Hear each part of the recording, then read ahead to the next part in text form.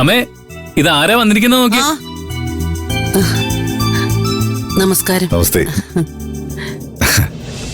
ആ, സുഖമല്ലേ ഭാനുമതി? ദൈവം സഹായിച്ച കുഴപ്പമൊന്നുമില്ല. ആ, മഞ്ജുവായിട്ടുള്ള പ്രശ്നങ്ങളെല്ലാം പരിഹരിച്ചു അല്ലേ? ആ, ഗിരിയുടെ കല്യാണം കഴിഞ്ഞപ്പോ ഈ കുടുംബത്തിൽ ഒരുപാട് പ്രശ്നങ്ങൾ ഉണ്ടാവുമെന്ന് ഞാൻ പേടിച്ചിരുന്നു. പക്ഷെ ദൈവാനുഗ്രഹം എല്ലാം പെട്ടെന്ന് പരിഹരിച്ചല്ലോ. നന്നായി.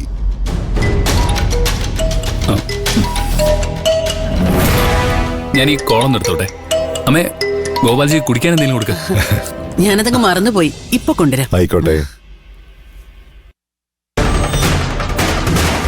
എങ്ങനെ പോകുന്നു മോളെ പഠിപ്പൊക്കെ? കുഴപ്പമൊന്നുമില്ല ഗോപാൽജി.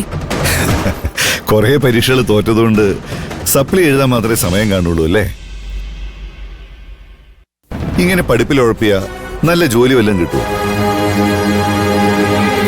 അതോ ഏതെങ്കിലും കാശുള്ള വീട്ടിലെ പയ്യനെ കല്യാണം കഴിച്ച് വീട്ടമ്മയായിട്ട് കഴിയാനുള്ള പ്ലാനാണോ?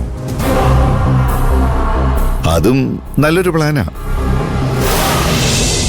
പക്ഷേ അതെന്റെ മകന്റെ അടുത്ത് വേണ്ട.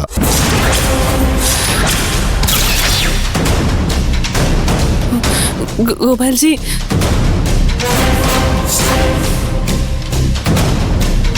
നീയും സഞ്ജുവും തമ്മിലുള്ള ചുറ്റിക്കളിയൊക്കെ എനിക്ക് നന്നായിട്ട് അറിയാം.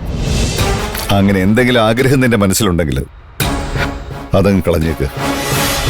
അവനെ ഞാൻ വളർത്തി വലുതാക്കി ഈ നിലയിൽ എത്തിച്ചത് നിന്നെ പോലെ ഒരുത്തിയെ കെട്ടിക്കാൻ വേണ്ടിയിട്ടൊന്നുമല്ല. അവന് ചേർന്ന് ഒരു കുടുംബത്തിൽ പിറന്ന പെൺകുട്ടിയെ ഞാൻ കണ്ടുപിടിച്ച് കല്യാണം കഴിച്ചു കൊടുത്തോളാം. അതിനിടയ്ക്ക് നീ വെറുതെ പ്രശ്നം ഉണ്ടാക്കാൻ വരരുത്. ഇനിയും നീ അവന്റെ പിറകെ നടന്ന എന്റെ മുന്നിൽ നിന്നെ ഒഴിവാക്കാന്നല്ലാതെ വേറെ വഴിയൊന്നും ഉണ്ടാവില്ല. അയ്യോ, അങ്ങനെയൊന്നും ചിന്തിക്കേണ്ട കാര്യമില്ല ഗോപാൽജി. ഞങ്ങൾ തമ്മിൽ അങ്ങനെ സീരിയസ് ആയിട്ടൊന്നുമില്ല.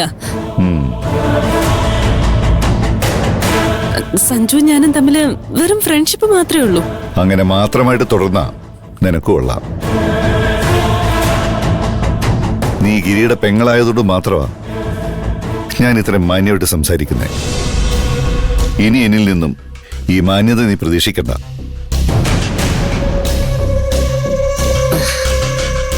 ജ്യൂസ്.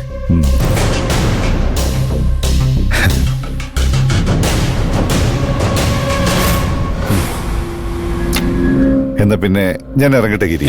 ഇത്ര പെട്ടെന്നോ? സമയം തീരെ ഇല്ല മോനെ. മഞ്ജുവിനോട് എന്റെ അന്വേഷണം പറഞ്ഞേക്ക്.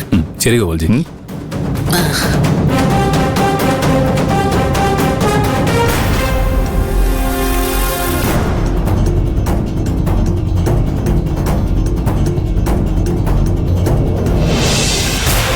ഗോപാൽജിയുടെ മരുമകളാകാനുള്ള സ്വപ്നമൊക്കെ തകർന്നോ?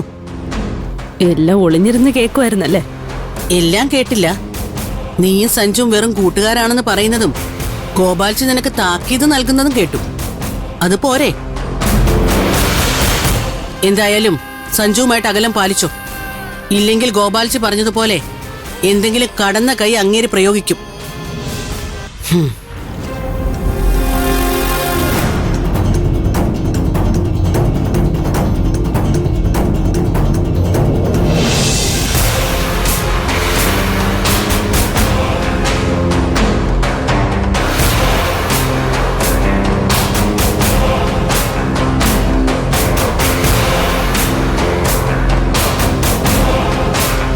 സാറേ,